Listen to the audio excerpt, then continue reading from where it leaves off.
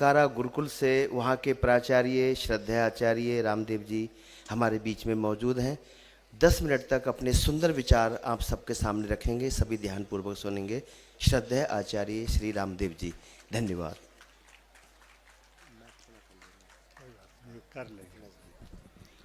ओम स्वस्ति पंथा मनुचरेम सूर्या चंद्रमसा विव पुनर्ददता घ्नता जानता संगमे मही। मंच पर उपस्थित विद्वत वृंद और पंडाल के अंदर बैठे हुए छात्र और छात्राओं, आप यहाँ अनेक प्रकार के विषयों पर चर्चा सुनते रहते हैं, लेकिन मनुष्य का जो सबसे बड़ा शत्रु है वो कौन है? प्रत्येक व्यक्ति के पास में है।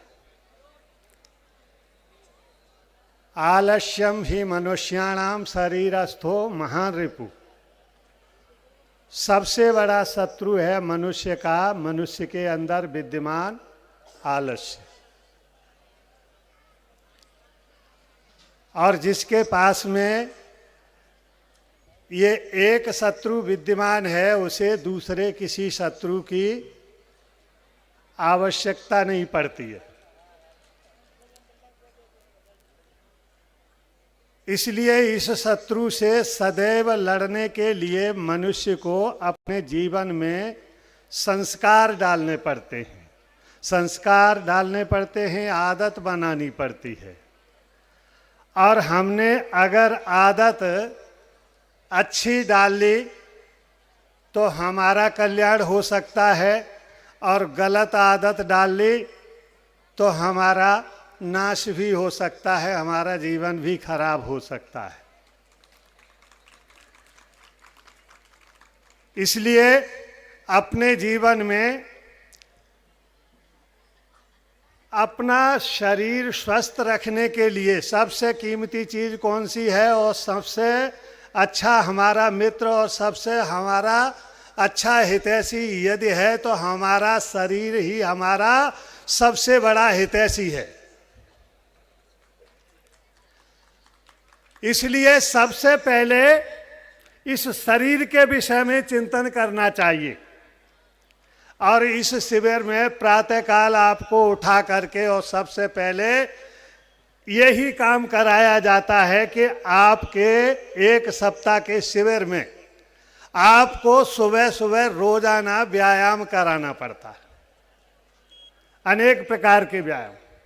आयुर्वेद का एक सिद्धांत है, व्यायामेन छुड़गात्रस्य पदभ्याम उद्वर्तितस्य च व्याधयो नोपसर्पन्ति बेनतेय मिबोरगाः। कहते हैं जो लोग व्यायाम करते हैं और शरीर की मालिश करते हैं, पैरों के तलुओं की मालिश करते हैं, उनके पास रोग उसी प्रकार से नहीं आता है जैसे बेनते पक्षी के पास में कोई सर्प नहीं जाता। इसलिए ये शरीर है हमारा कैसा है? कर्मण्यम शरीरम। देखो, आप लोग इंग्लिश के विद्यार्थी हैं, हम संस्कृत के अध्यापक हैं, इसलिए हमारे प्रत्येक पॉइंट में संस्कृत का पॉइंट होगा। आप अपने शरीर को ऐसा बना लो कि यह हर परिस्थिति में स्वस्थ रहे, और इसके लिए आप अपनी दिनचर्या अच्छी बनाओ। शाम को जो 10 बजे से 9:30 से और 10 के बीच में सोता नहीं है, वो सुबह 4:30 तक 5 तक नहीं जग सकता। और हमारे छात्रों के अंदर एक सबसे बड़ी बीमारी है जिसका कोई इलाज नहीं, उसको बढ़ावा और दिया जा रहा है। वो क्या बीमारी है? मोबाइल की।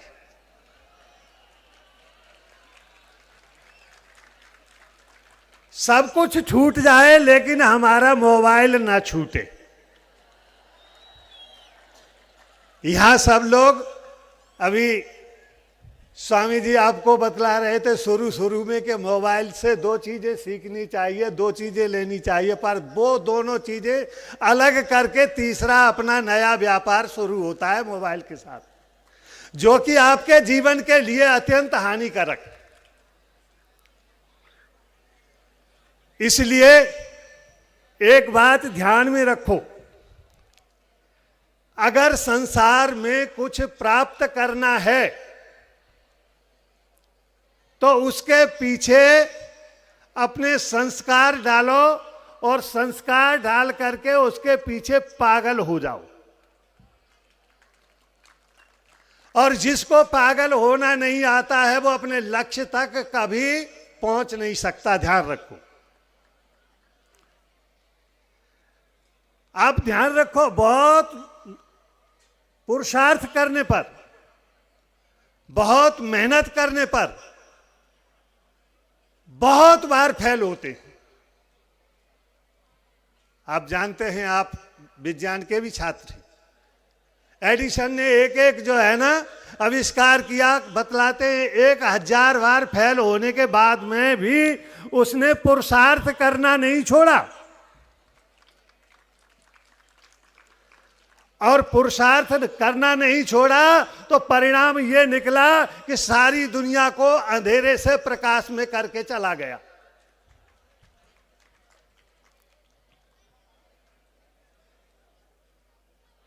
हम आपको बतला दें कि पंडित की परिभाषा क्या होती है। आप सब लोग जितने बैठे हुए हैं यहाँ, हम सबको, आप बहनों को और भाइयों को सबको पंडित और पंडिता बोलेंगे, ठीक है ना?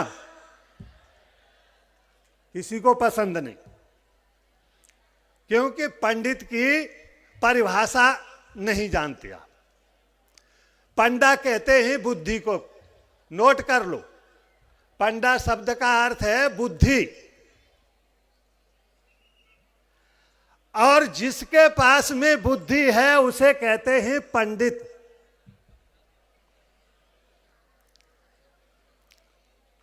पंडा नाम बुद्धि का, और जिसके पास में बुद्धि है उसे कहते हैं पंडित। हमारी व्याकरण भाषा में तो, हम तो व्याकरण के विद्यार्थी और अध्यापक हैं, तो वहां तो पाणिनि चलते हैं। उन्होंने सूत्र लिखा, तजस्य संजातम तारका दिव्य हितच, इससे पंडित शब्द बनाया और कहा कि पंडित किसे कहते हैं? कहते हैं प्रवृत्तवाक, चित्रकथ, ऊहावान, प्रतिभानवान। पंडित उसे कहते हैं जिसको खड़ा हो, किसी भी क्षेत्र की बात आप पूछें तो उसको तुरंत बिना सोचे, बिना जो है ना विचारे, तुरंत उसका उत्तर दे दे, उसे पंडित कहते हैं। और जब व्याख्यान करने लग जाए तो समझ लीजिए व्याख्यान करते हुए ऐसा लगेगा कि उसने चित्र बना करके, चित्रकथ, चित्र बना करके व्याख्यान कर रहा है, चित्र बना करके उसको फोटो बना करके आपको इतनी सरलता से और इतनी आसानी से और इतनी अच्छी तरह से समझा रहा है कि आपकी बात जरा सी जो है ना बुद्धि लगाने से और बहुत लंबे विषय को भी बड़ी आसानी से, इसलिए उसको पंडित कहते हैं। और कहते हैं ऊहावान, जिस बात को देखा नहीं, जिस बात को सुना नहीं, जिस बात पर कभी विचार नहीं किया, जिस बात पर कभी चिंतन नहीं किया, ऐसा प्रश्न भी उसके सामने रख दिया जाए तो उसे उत्तर देने में बिल्कुल देर नहीं लगेगी और बिल्कुल जो है ना उसका उत्तर गलत नहीं होगा। इसलिए आप लोग अपने जीवन में एक निश्चय कर लो, अगर आगे बढ़ना है तो आप एक पाठ नहीं करेंगे, आप अध्यापक से पढ़ करके और वहीं पर आप सीमित नहीं रह जाएंगे। अध्यापक से पढ़ने के बाद में अगर आगे बढ़ना है तो जो अध्यापक ने पढ़ाया है उसे घर जाकर के विचार करना चाहिए। लेकिन ऐसा मुझे पता है, मैं पढ़ाता हूं इसलिए मुझे पता है कि 90 में 10% भी विद्यार्थी ऐसा नहीं करते हैं कि अध्यापक से पढ़ने के पश्चात और घर जाकर के पढ़ते हूं।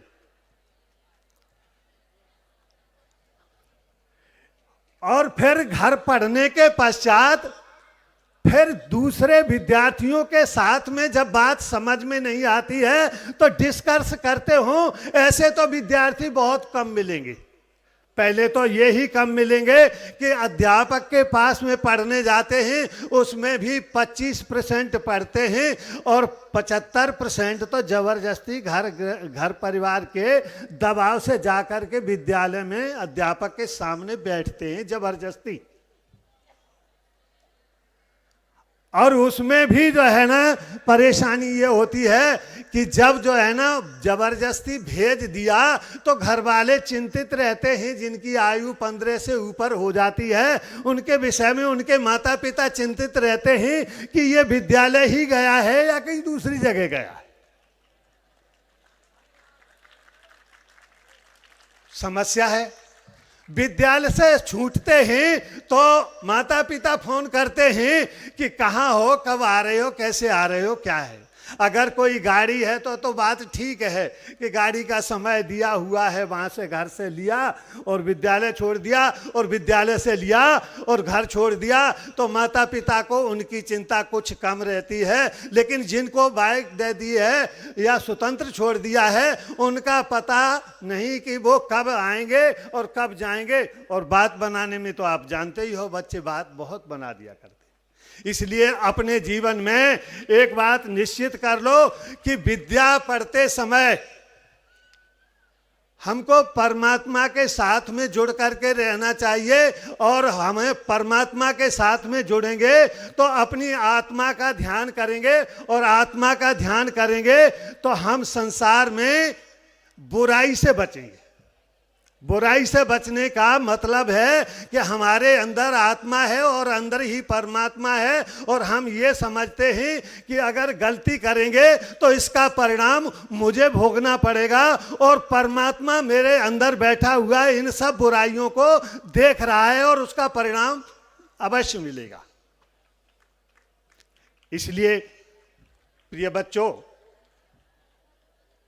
ध्यान रखो,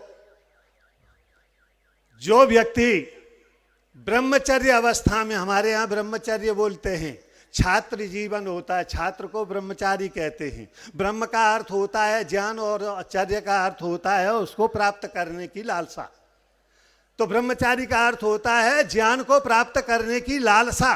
तो ब्रह्मचारी के अंदर हमेशा, विद्यार्थी के अंदर हमेशा ज्ञान प्राप्त करने की लालसा बनी रहनी चाहिए। और जब उसके अंदर ये संस्कार पड़ गए कि हमको ये पढ़ाया है और ये बाकी है और इसको जानना है और इसको नहीं समझ पाए, इसको फिर पूछना है, जाकर के अपने साथियों से पूछना है, अपने मित्रों से पूछना है, पुस्तक से देखना है, जब तक ये प्रवृत्ति नहीं बनेगी, ये संस्कार नहीं आएंगे, और ऐसा विद्यार्थी जब तक नहीं बनेगा तब तक वह विद्यार्थी ऊंचा नहीं उठ सकेगा। इसलिए आप जिन वैज्ञानिकों के नाम लेते हैं, वो जो है ना जन्म से ही एक विलक्षण प्रतिभा वाले होते थे।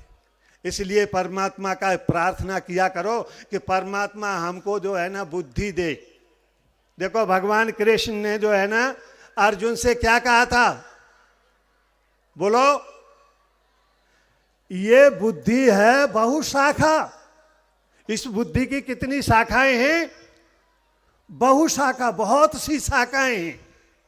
अब इस बुद्धि को एक पढ़ने अध्ययन में लगाओगे तो ये बुद्धि जो है ना आपका बहुत काम करेगी, और 50 जगह लगा दो तो ये विभक्त हो जाएगी, एक का भी काम नहीं करेगी। इसलिए बुद्धि को इकट्ठा, अध्यावसायो बुद्धि, निश्चयात्मक ज्ञान का नाम बुद्धि है। और रितम भरा नाम की जो है ना बुद्धि तब प्राप्त होती है जब व्यक्ति संयम करता है, प्रातः ठीक समय पर उठता है, और प्रातः काल जो उठ करके 4 बजे से या 4:30 बजे से या 5 बजे से जो 1-1.5 घंटा पढ़ लेता है, उसका 24 घंटे का पाठ पूरा हो जाता है। ये बांध करके नोट करके ले जाओ। इसलिए अगर पढ़ना सीखना है तो शाम को पढ़ते पढ़ते सो जाओ तो मोबाइल की बातें याद नहीं आएंगी, लैला मजनू की बातें याद नहीं आएंगी और दूसरे प्रकार की बातें याद नहीं आएंगी। फिर एक ही बात याद आएगी कि हमने पढ़ा क्या है शाम को और क्या बाकी है और क्या सुबह पढ़ना है। इसलिए आप सब लोग मिलकर के एक बार गायत्री मंत्र का पाठ करो, जिससे कि सब लोगों की बुद्धि में प्रेरणा मिले और आगे बढ़ने का काम चालू रहे। ओम भूर्भुवः स्वाहा तत्सवितुर्वरेण्यं भर्गो देवस्य धीमहि धियो यो नः प्रचोदयात्।